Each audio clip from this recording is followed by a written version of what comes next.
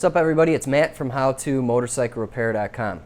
Today's video I just want to talk about a resource that just came out and it's going to help a ton of people rebuild their four-stroke dirt bike or quad engine. This handbook here was written by Paul Olesen from DIY Moto Fix, who also blogs about motorcycle repair and maintenance. Paul also contributes to the Thumpertalk community and forums by writing technical articles that can be found under the name of Moto Mind. Like myself, Paul's an engineer, and he actually worked as a powertrain engineer in the motorcycle industry. And I gotta tell you, Paul's content is very detailed and thorough, and his videos are like studio quality. I mean, they are just freaking amazing. Paul and I started emailing each other about a year ago when I first found out about his blog, and we've been in contact ever since.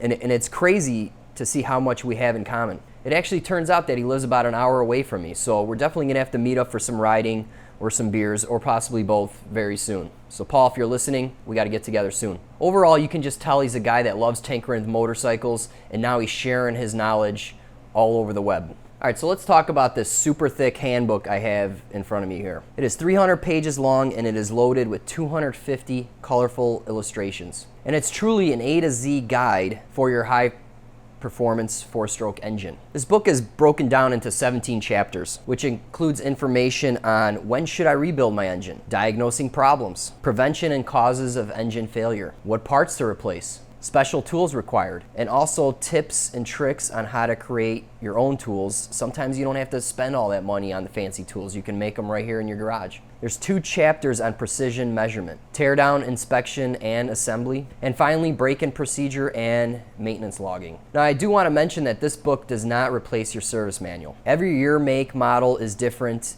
and there's different torque values, service limits, so you can't possibly cover all that in one book. However, the service manual usually has black and white illustrations, or even worse, sometimes cartoons. Also, it won't give you any background as to how and why parts fail, or why it's important to address a particular area in your engine during your rebuild. So that's really where this book shines. Paul does a really good job of explaining the ins and outs of how and why some things need to be addressed during a rebuild, in terms that even a beginner can understand. I personally believe that if you take the time to understand how things work, then you're going to do a much better job of repairing that engine. And basically this book is going to do that for you. All right, so let's go over the workbench. I want to crack this book open, show you what's in here, and also I want to share a tip with you that I thought is pretty interesting, and it'll probably save you half the cost of the book. All right guys, so here's the book. Hopefully the camera's picking this up, but let's just flip through this and look at all these beautiful illustrations.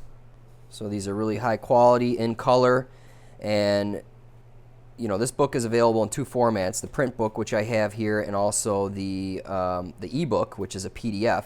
And what's awesome is you can zoom way in on these images, and the resolution or the quality of the photos is just still great. So that's definitely a huge plus, so you can zoom in on all the details. But I definitely want to share a tip with you, and that's this one. Actually, let's go over here. Notice how what he's done here is you're popping off the right-hand cover of the engine, and a lot of times you just throw the bolts in a magnetic tray, or even worse, just throw them on your workbench, and all the lengths may be different, and you 2 weeks later when you go to reassemble the engine, you don't know where anything goes. Well, you can see he took a piece of cardboard here and poked holes in it and laid out all the bolts kind of in the same perimeter pattern, and now when you go to put it back together, there's no guesswork on where these bolts go. So that, during an engine rebuild, is probably definitely going to save you at least 15 to 20 minutes. I mean, I know I throw everything in a bag, and usually I just stick them all in, and they stick out all the same amount for thread engagement, and that's usually how I do it, but I think that's a cool tip that I'm going to start picking up. All right, but here's the one tip that's going to save you at least 15 bucks, because what this is about is locking gears. When you go to tighten something down and it's spinning, you have to jam the gears or have some way to hold everything while you tighten that one bolt. And what I did is I bought this Motion Pro gear jammer, which I actually never used, by the way, but this thing was like 15 bucks, and all it is a piece of aluminum with a magnet on it. So if you look here, He gives you a tip of using a penny or a nickel. Now, a penny is much cheaper than 15 bucks, and it's going to accomplish the same thing. So right here you can see how he stuck the piece of coin in between two gears, and he's able to torque this down. So right there is going to save you some money because you don't have to buy any special tools, and it does the job just fine. So that's just one tip out of the 300 pages. So you're definitely going to learn a lot more if you read this cover to cover.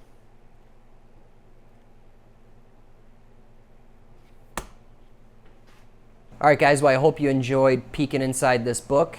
If you want to get your own copy, you're going to see an annotation link pop up, or you can go in the video description and click on the link, which will redirect you to more information on where you can get your own copy.